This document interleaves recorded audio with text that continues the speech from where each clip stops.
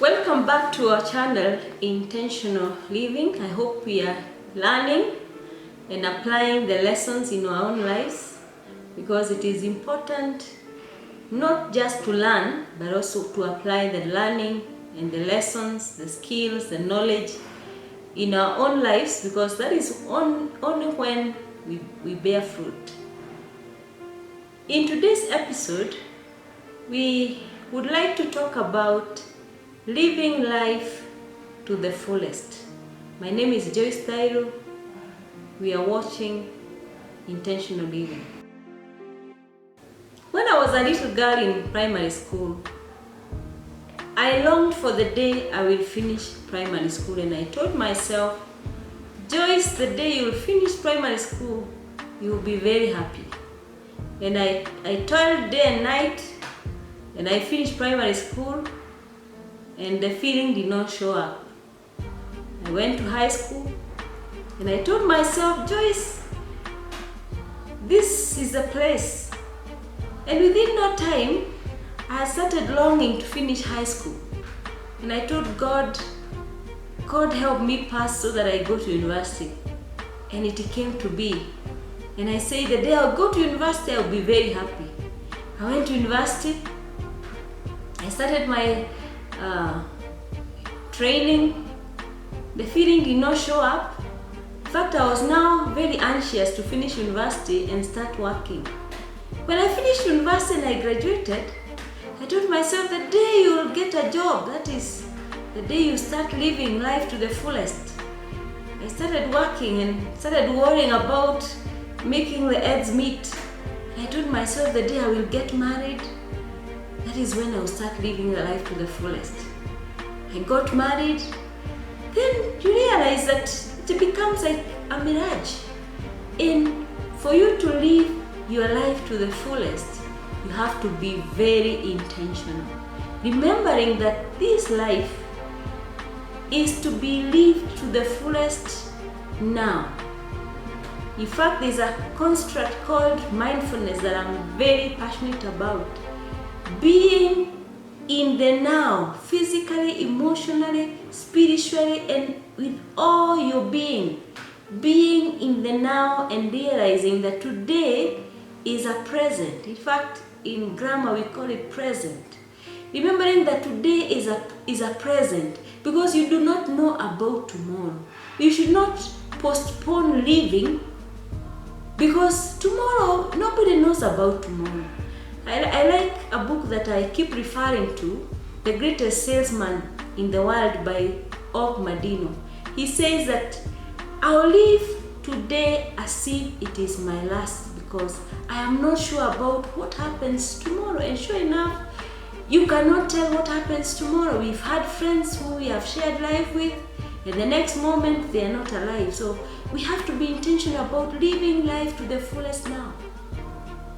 Many times we think that the reason why we are not enjoying life is because we do not have the fine things of life. You say, the day I will buy a car, that is the day I will live life to the fullest. Then you buy a car and you wait for that feeling to come. In fact, you realize that the day you buy a car, that is the day you realize that there are better cars. Now you want a better car, then you go ahead and buy it, and then you realize that a car is not so good. Now you need a helicopter, and it becomes a mirage. So we have to learn to live life in the now. We have to enjoy life in the now. We have to count our blessings now. In fact, one of the key things that I really emphasize is on counting your blessings. We never think about the things we have. Mostly we are socialized to think about the things we don't have. The day we will learn to count our blessings, that is the day we will learn to live life at our best. How do we live this life in our fullest? The first thing, we need to learn about self-care. We need to care for ourselves, the body, the spirit, and the soul. We need to take care of our bodies. Did you know that physical health actually determines your emotional health, your spiritual health? Take care of our bodies. Let's take care of our bodies. Let's take care of our spirits. Let's take care of our souls. What are we consuming in terms of food, in terms of the things that we see, the things we read, the things we watch? Remember, somebody said garbage in, garbage out. Let us be careful about what we take into our hearts in terms of the music we listen to, the videos we watch, the conversations we get into, because that way we are able to protect our hearts, we are able to protect our spirits, feeding our souls spiritually. We need to feed our spirits by reading sacred texts, by praying, getting connected to God and getting connected to humanity. We need to self-care because we cannot pour from an empty container. And here I want to talk to the ladies. We have been socialized to care for others so much, and in the process we tend to forget ourselves. Let us practice self-care. It is very, very, very important. We need to also practice gratitude. Being thankful. In fact, there's a construct called the science of gratitude that says that people who are grateful always have a better quality life. They are able to build better relationships, they are resilient, they are confident, they are happy. Let us learn to be grateful to God for the gift of life, to be grateful to other people. Let us learn the 3 magic words. Thank you. I'm grateful. Thank you for this. If somebody gives you something, say thank you. If somebody shows you a favor, say thank you. It is very, very important to be thankful. The other thing that helps us to live life into the fullest is generosity. Generosity. The good book says, give and it shall be given to you. A good measure, pressed down, shaken together and running over, will be poured into your lap. Friends, it is good to give, and especially to people who are not able to repay you back. And I quote one speaker by the name Anthony Robbins says that it is by service and contribution that we get fulfilled in our lives. Many people think that achievement can bring fulfillment.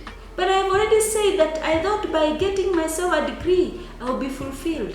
But fulfillment comes from service and contribution. Optimism. Being positive. Even if you're going through the hardest issue in life, be optimistic that it shall all be well. Be positive that it shall all be well. When all is said and done, be positive that it shall be well. So, are you living life to the fullest? Are you waiting to get better things so that you may live life to the fullest? Are you waiting to get bigger things? Are you waiting to graduate the way I used to long for graduation so that I may be happy? Be happy today. Do not postpone happiness. Live life today to the fullest. Be happy that you are alive. Practice mindfulness. Be present and be happy today. That way, you're going to live your life to the fullest. As I conclude, I want to say that your life does not constitute the abundance of your possessions. It is not things that make us live life to the fullest. Though things are good because they bring comfort, but we should not attach our lives to the things that we have in this life. Let us live our lives to the fullest.